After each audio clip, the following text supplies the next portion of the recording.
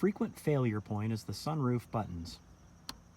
A lot of times you can open the sunroof, but then the buttons fail and you can't close it, as is the case with our 2011, though this switch panel is common to many years of Mazdas with sunroofs.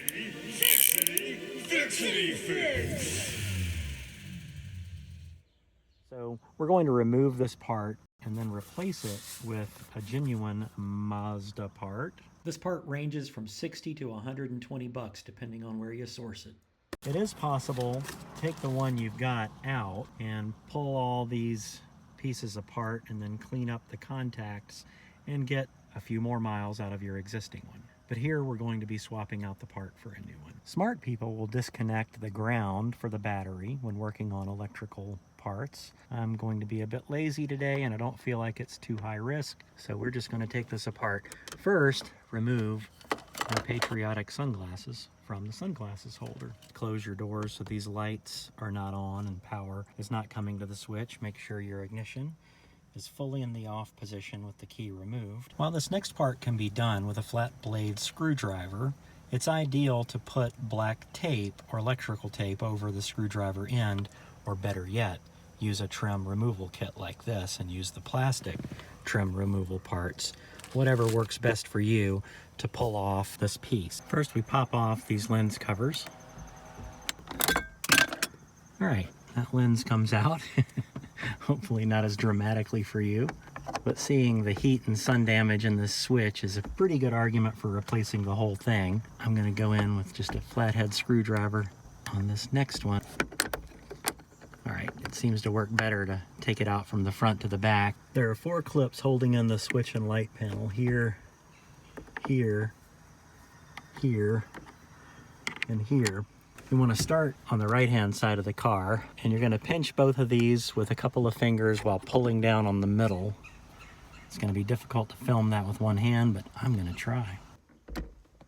Pull in on the clips on one side while pulling the center of the panel, and it starts to come out. And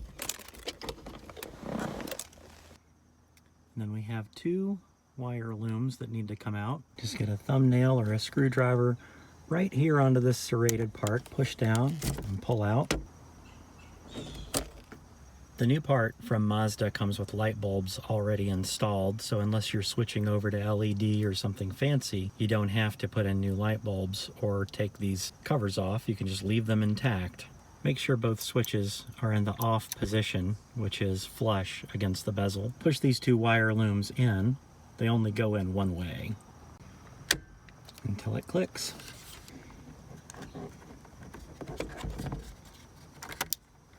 Make sure everything in here is clear and unobstructed, and just push it straight in.